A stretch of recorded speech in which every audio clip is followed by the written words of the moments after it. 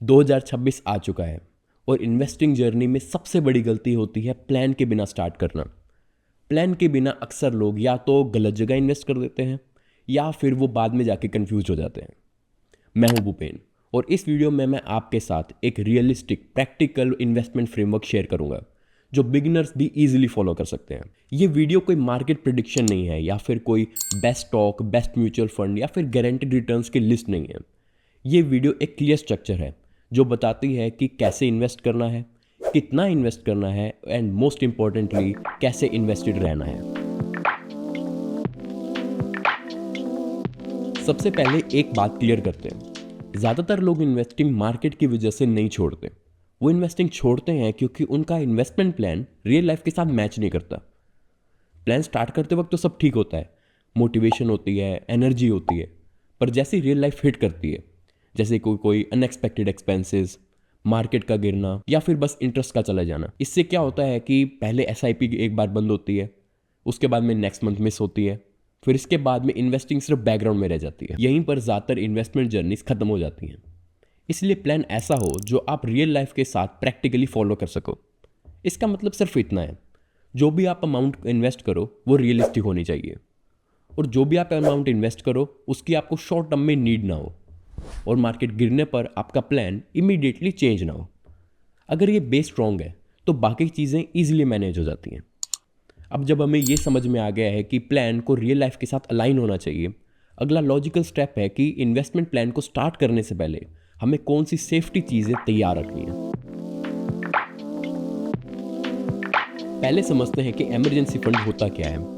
Emergency fund बस एक simple idea है। ये वो पैसा है जो आप इन्वेस्टिंग के लिए नहीं बल्कि लाइफ के अनएक्सपेक्टेड मूवमेंट्स के लिए सेव करते हैं, जैसे कि कोई मेडिकल इशू या फिर job change, job loss, business में टेम्परेरी स्लो डाउन या फिर कोई भी ऐसी अनएक्सपेक्टेड या फिर अनफॉर्चुनेट सिचुएशन जिसके अंदर आपको कैश की नीड हो। इमरजेंसी फंड का सिर्फ एक पर्पज़ है कि इसकी वजह से आपको इन्वेस्टमेंट्स को हाथ भी ना लगाना पड़े। अब मैं आपको बताता हूँ कि मैं अपना इमरजेंसी फंड कैसे मैनेज करता हूँ। मैं पर्सनली अपना इमरजेंसी फंड 6 से लेके 8 महीने का रखता हूँ और पर्सनली इसे मैं एफडी में ही रखता हूँ, एक अच्छे बैंक के साथ जिसमें डिसेंट इंटरेस्ट रेट हो और स्वीप इन फैसिलिटी अवेलेबल हो। इमरजेंसी फंड का गोल रिटर्न मैक्सिमाइज करना नहीं है बल्कि लिक्विडिटी और सेफ्टी मैक्सिमाइज करना है। और अगर आप थोड़ा फ्लेक्सिबल हो तो एक सिंपल स्प्लिट है जो काफ़ी अच्छा काम करता है, which is 50% emergency fund in FD with sweep in facility and rest of 50% in debt mutual funds. इसका सबसे बड़ा बेनिफिट ये है कि FD will give you instant liquidity and the debt mutual funds will give you a better interest rate than FD. एक simple rule है जो काफ़ी क्लियर है इस मामले में, विच इज़ कि आपका इमरजेंसी फंड का कोई भी हिस्सा मार्केट के अप्स एंड डाउन से अफेक्ट नहीं होना चाहिए। अब सब लोग सेम सिचुएशन में नहीं होते, इसलिए सबका इमरजेंसी फंड का प्लान भी सेम नहीं हो सकता। सपोज आप एक जॉब में हो, आपकी इनकम रिलेटिवली स्टेबल होती है तो 6 मंथ्स का इमरजेंसी फंड यूजुअली सफिशिएंट होता है। लेकिन अगर आप फ्रीलांसर हो या फिर बिजनेसमैन हो तब इनकम अनइवन हो सकती है, कुछ मंथ स्लो, कुछ मंथ अच्छे जा सकते हैं और बिजनेस एक्सपेंसेस तो रहते ही हैं जो कि फिक्स्ड है हर महीने। तो 8 से लेके 12 महीने का बफर यूजुअली ज़्यादा सेंस बनाता है यहाँ पर। ऑफ कोर्स ये मेरा ओपिनियन है, लेकिन आपको अपनी सिचुएशन खुद इवैल्यूएट करनी है और डिसीजन लेना है कि आपका इमरजेंसी फंड कितना होना चाहिए। बट मैं रेकमेंड करूँगा कि एटलीस्ट 6 मंथ्स। अब जब सेफ्टी लेयर रेडी है, अगला लॉजिकल स्टेप है कि एक्चुअली इन्वेस्ट कहाँ करें। Mutual funds, index funds, small cases या फिर खुद से स्टॉक पिक करें, और कौन सी अप्रोच बिगिनर्स के लिए सबसे ज़्यादा सेंसिबल है इसे भी समझने की कोशिश करते हैं। इन्वेस्ट कहाँ करें, यहीं पर लोग सबसे ज़्यादा कंफ्यूज होते हैं। कोई कहता है स्टॉक ले लो, कोई कहता है म्यूचुअल फंड्स अच्छे हैं, तो कोई कहता है कि इंडेक्स फंड्स अच्छे हैं। रियलिटी तो ये है कि बिगिनर्स के लिए सिंप्लिसिटी इज किंग। अगर आप स्टार्टिंग फेज में हो तो आपका गोल ये नहीं होना चाहिए कि हर साल बेस्ट परफॉर्मर स्टॉक पकड़ना है। आपका गोल ये होना चाहिए कि रेगुलरली इन्वेस्ट हो, पोर्टफोलियो ट्रैकेबल हो और डिसीजंस स्टेबल रहें।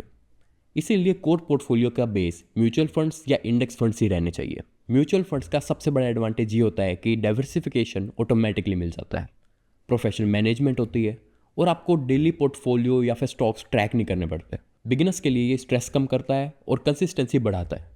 अब इसका मतलब ये नहीं है कि स्टॉक्स खराब हैं या गलत हैं, बस बिगिनर्स के लिए पहले बेस स्ट्रॉन्ग करना ज़्यादा ज़रूरी है। अब हम बात करते हैं कि कितने फंड्स काफ़ी होते हैं। यहीं पर लोग काफ़ी गलती करते हैं। वो सोचते हैं कि ज़्यादा फंड्स मतलब ज़्यादा डाइवर्सिफिकेशन। रियलिटी में 3 से 4 well chosen funds are more than enough, जबकि 8 से 10 फंड्स सिर्फ कन्फ्यूजन बढ़ाते हैं। अब हम एक सिंपल पोर्टफोलियो स्ट्रक्चर का एग्जांपल लेते हैं विथ 3 फंड्स। इसके लिए हम सबसे पहले लेंगे एक index fund which will be tracking Nifty 50। Second one will take index fund which can be Parag Parikh flexi fund and maybe HDFC Flexi Fund. Both are fabulous options. And another will take a supporting fund which can be a mid cap fund. इसके लिए हम लेंगे Motilal Oswal mid cap fund या फिर HDFC का mid cap fund. Both are fabulous options. इससे ज़्यादा complexity starting phase में ज़रूरी नहीं है। ऑफ कोर्स ये सिर्फ एक एग्जांपल है, इसके बारे में हम और डिटेल में बात करेंगे जब हम ओवरलैपिंग की बात करेंगे। अगर आपने कभी म्यूचुअल फंड्स चेक करे हो अपने स्टॉक ब्रोकर के ऐप में, तब आपने देखा होगा कि there are 2 types of plans for the same mutual fund. इस पॉइंट को इग्नोर मत करना है, ये बहुत इंपॉर्टेंट है। These are regular plan and direct plan. Regular plan में कमीशन एम्बेडेड होता है, जबकि डायरेक्ट प्लान के अंदर वही कमीशन आप सेव करते हो। इसलिए रेगुलर प्लान का एक्सपेंस रेशियो डायरेक्ट प्लान से ज़्यादा होता है। डिफरेंस यूजुअली 1% का रहता है, जो कि मीनिंगफुल यहाँ नहीं दिखता, लेकिन लॉन्ग टर्म के अंदर ये काफ़ी ज़्यादा सब्सटेंशियल बन जाता है। अगर आप खुद इन्वेस्ट कर रहे हो तो हमेशा डायरेक्ट प्लान ही चूज करना। इस स्ट्रक्चर को रन करने का आइडिया सिंपल रखो, इन्वेस्टमेंट ऑटोमेटिक हो, that's why set up an SIP। Decision making minimal हो और मार्केट नॉइज का इम्पैक्ट भी कम से कम हो। जितना कम आप डेली डिसीजंस लोगे उतना ईजी होगा आपके लिए इन्वेस्टेड रहना। अब जब कोर स्ट्रक्चर सेट है तब नेक्स्ट स्टेप है रिस्क को डाइवर्सिफाई करना, क्योंकि जब पोर्टफोलियो एक ही थीम पर ज़्यादा डिपेंडेंट हो जाता है प्रॉब्लम्स वहीं से स्टार्ट होती है। अब एक कॉमन मिस्टेक की बात करते हैं जो काफ़ी लोग बिना नोटिस किए करते हैं। लोग कहते तो हैं कि उनका पोर्टफोलियो डाइवर्सिफाइड है, पर क्या वो रियलिटी में डाइवर्सिफाइड है? पोर्टफोलियो में 4-5 म्यूचुअल फंड्स भी होते हैं, नाम भी उनके अलग अलग होते हैं, पर रियलिटी में स्टॉक्स उनके अंदर मेजॉरिटी सेम ही रहते हैं। इसे डाइवर्सिफिकेशन नहीं कहते, इसे इल्यूजन ऑफ डाइवर्सिफिकेशन कहते हैं। लेकिन सबसे पहले थीम चेजिंग के प्रॉब्लम की बात करते हैं। मार्केट में हर टाइम पर कोई ना कोई सेक्टर या फिर थीम ज़्यादा एक्टिव रहती है, जैसे कभी IT, कभी डिफेंस, कभी रिन्यूएबल या फिर कोई और सेक्टर। अब लोग सोचते हैं कि ये थीम तो इस बार मिस नहीं करना, और इस चक्कर में उस थीम या फिर उस सेक्टर से रिलेटेड ज़्यादा से ज़्यादा स्टॉक्स और फंड्स अपने पोर्टफोलियो में ऐड करते रहते हैं। अब ये प्रॉब्लम नहीं है कि वो थीम गलत है, प्रॉब्लम ये है कि जब पोर्टफोलियो एक ही डायरेक्शन या फिर एक ही सेक्टर के ऊपर मेजॉरिटीली डिपेंडेंट हो जाता है, और जब करेक्शन आता है तब डाइवर्सिफाइड पोर्टफोलियोज थोड़ा गिरते हैं, और जो थीम हैवी और सेक्टर हैवी पोर्टफोलियोज होते हैं वो सबसे ज़्यादा इफेक्ट होते हैं। अगर आप म्यूचुअल फंड्स यूज़ कर रहे हो तो एक सिंपल हैबिट डेवलप करो, फंड्स के बीच ओवरलैप चेक करो। मैं इसके लिए पर्सनली वन फाइनेंस का ओवरलैप कैलकुलेटर यूज़ करता हूँ। इस कैलकुलेटर की खासियत ये है कि ये आपको सिर्फ 2 फंड्स ही नहीं बल्कि मल्टीपल फंड्स के बीच का ओवरलैप एक साथ दिखाता है।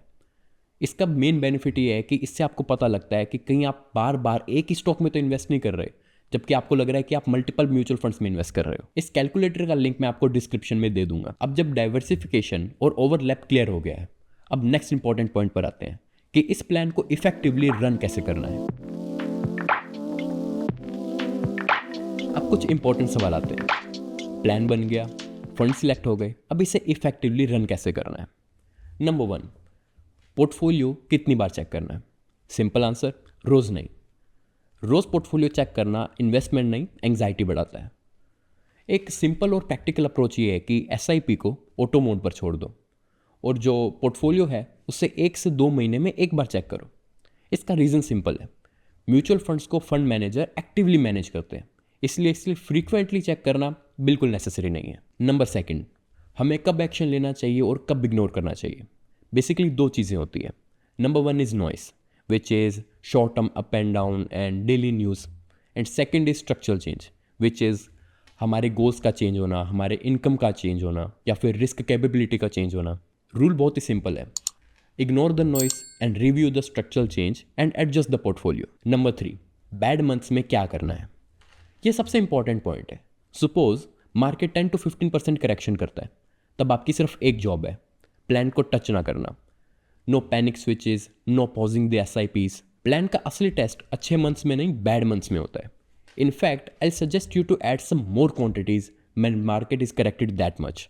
You will thank me later. अब जब क्लियर हो गया है कि प्लान को कैसे रन करना है, अब हम उन कॉमन मिस्टेक्स को जानने की कोशिश करते हैं जो रिटेल इन्वेस्टर्स के लिए काफ़ी डेंजर साबित होती है। इस सेक्शन को चेकलिस्ट की तरह सुनना, क्योंकि ये गलतियां हर रिटेल इन्वेस्टर से होती हैं। Mistake number 1, blindly following tips. लोग बोलते हैं कि ये फंड सेफ है, ये स्टॉक रिस्की है। रियलिटी तो ये है कि रिस्क इन्वेस्टमेंट से ज़्यादा एलोकेशन में होता है। वही फंड किसी के पोर्टफोलियो का 10% है, विच इज़ मैनेजेबल, लेकिन वही फंड किसी के पोर्टफोलियो का 50% है, विच इज़ वेरी रिस्की। इसीलिए टिप्स को ब्लाइंडली फॉलो करना सबसे डेंजरस हैबिट होती है। Mistake number 2, comparing portfolios. Friend का पोर्टफोलियो ऊपर जा रहा है, लेकिन आपका पोर्टफोलियो थोड़ा स्लो है। फिर माइंड में ख्याल आता है कि यार मैं तो कुछ गलत कर रहा हूँ, लेकिन आप ये नहीं जानते कि उसका टाइम होराइजन क्या है, उसकी इनकम स्टेबिलिटी क्या है, उसका एलोकेशन क्या है। कंपैरिजन बेसिकली कॉन्फिडेंस नहीं, कंफ्यूजन क्रिएट करता है। Mistake number 3, over confidence after good returns. 2-3 quarter अच्छे चले जाते हैं तो उसके बाद में लगता है कि यार अब तो मार्केट समझ आ गया, लेकिन इसी की वजह से साइज बढ़ता है, रिस्क बढ़ता है और डिसिप्लिन लूज होता है।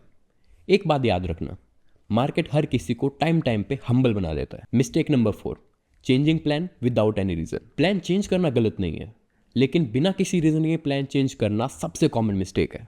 अगर आपका गोल सेम है, अगर आपकी इनकम सेम है और अगर आपका टाइम होराइजन सेम है, तो हर 6 महीने में नया प्लान बनाने की कोई ज़रूरत नहीं है। अगर आप इन गलतियों से बच पा रहे हो तो आप ऑलरेडी मेजॉरिटी इन्वेस्टर्स से आगे हो।